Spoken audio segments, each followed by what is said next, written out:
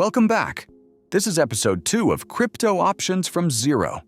Last time you learned the 4 things that describe every option: type, call or put, strike, the agreed price, expiry, how long your right lasts, and premium, what the option costs. You've got the first 3.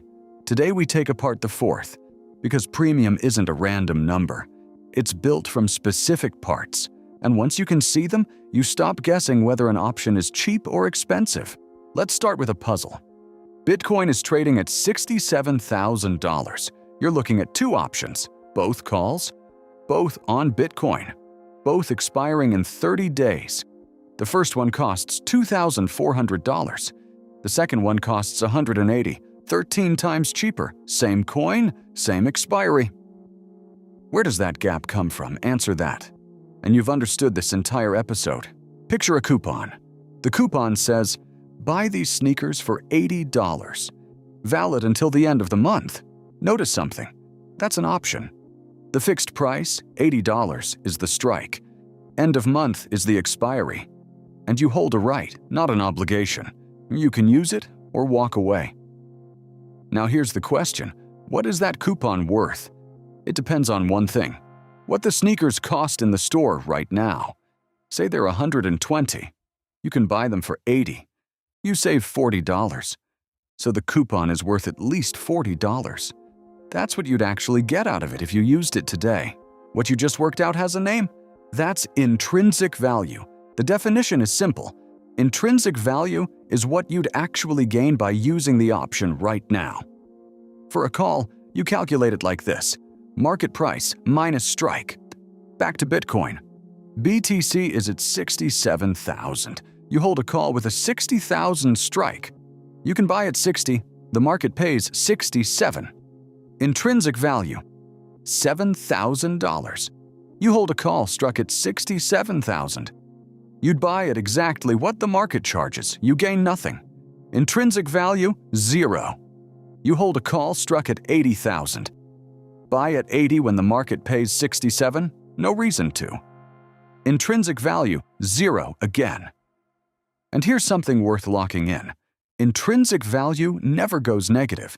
0 is the floor. Nobody can force you to use a right that works against you. One line to remember from this part.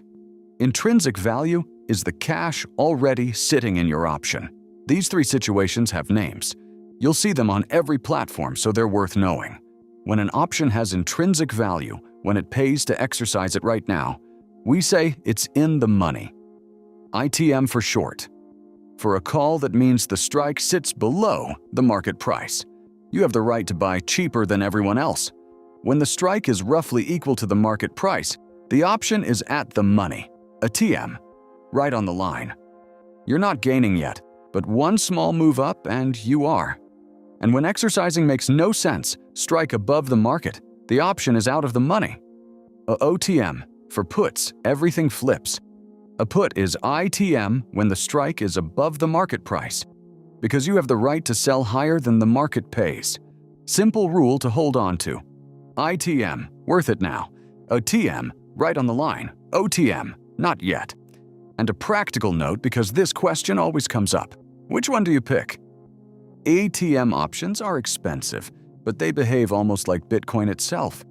Price moves 1,000. Your option moves roughly 1,000. OTM options are cheap, but they need a big move to pay off anything. They're lottery tickets, costs pocket change, rarely wins. A TM sits in the middle, the most alive, fastest to react, but also fastest to bleed when nothing happens. An engine at high revs, quick but burning fuel even while parked. Short version. The further the strike is from the current price, the less you pay and the less likely anything comes of it. Back to the coupon, but let's change one thing. The sneakers now cost $60. Your coupon lets you buy at $80. So the coupon is useless today. Intrinsic value, 0. And yet, someone will still buy that coupon off you. They'll pay, say, $6 for it. Why would anyone pay for something that does nothing today? Because there are still 3 weeks left on it. And sneakers can go up. If they jump to 100, that coupon is suddenly worth $20. The person paying $6 is buying a chance. They're buying time. That's the second half of an option's price. Extrinsic value. You're paying for the fact that it can still work out. What drives it? Two things. First, time. The more days left, the more can happen. So the more people will pay. A coupon good for 3 weeks is worth more than the same coupon good for 3 days. Second, volatility. If sneaker prices swing $50 a week, the odds of a jump are high. If they've sat still for a year, the odds are low. The more the price moves around, the more expensive the option. We'll come back to volatility more than once. It's the heart of this market. This whole part in one line. Extrinsic value is the price of hope, and hope costs more when you have more time, and the market moves more. Now let's put it together. The price of an option and the premium is always two things added up. Intrinsic value plus extrinsic value. Nothing else.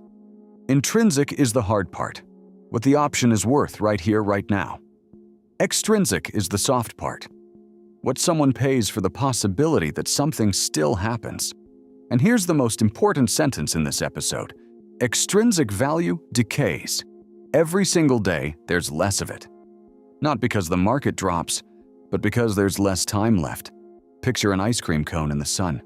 You can do nothing, you cannot even touch it, and there'll still be less of it every minute. That's exactly how extrinsic value behaves. On expiry day, extrinsic value is exactly 0. All that's left is intrinsic. That's why people say options melt. Not the whole thing. The extrinsic part melts, and that has a very practical consequence. If you buy an option, time works against you. Every flat day is a loss. The market can sit still and you're still bleeding. If you sell an option, time works for you. You collect the premium and hope nothing happens. This is one of the biggest differences between options and regular trading. In futures, time is neutral. In options, time picks a side. Here's how to remember it. Buy an option.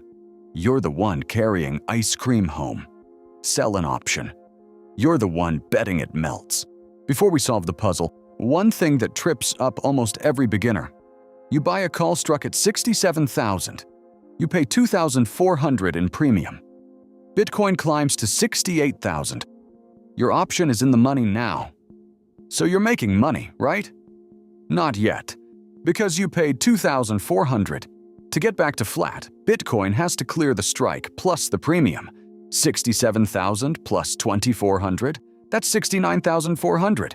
That's your break-even.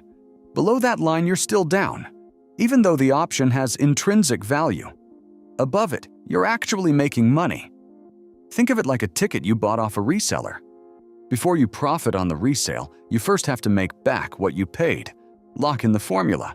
For a call, strike plus premium. For a put, strike minus premium. Back to the puzzle. Bitcoin at 67,000, 30 days to expiry. First option. Call struck at 60,000. Costs $8,200. Break it apart. Intrinsic, 7,000, because you can buy that much cheaper. Extrinsic, 1,200. Total, 8,200. Second option. Call struck at 67,000, right at the market price. Costs $2,400. Intrinsic, 0. The entire premium is extrinsic. Third option, call struck at 80,000. Costs $180. Intrinsic, 0. Extrinsic, 180. That's the whole thing. And now you can see why one costs 13 times less. That cheap one isn't a bargain. It's cheap because Bitcoin would have to climb 19% in a month for it to pay anything at all. You pay little because the odds are small. Things to take from this episode. 1. The price of an option is always two parts, intrinsic value and extrinsic value. 2. ATM means worth it now. A TM, right on the line. OTM, not yet.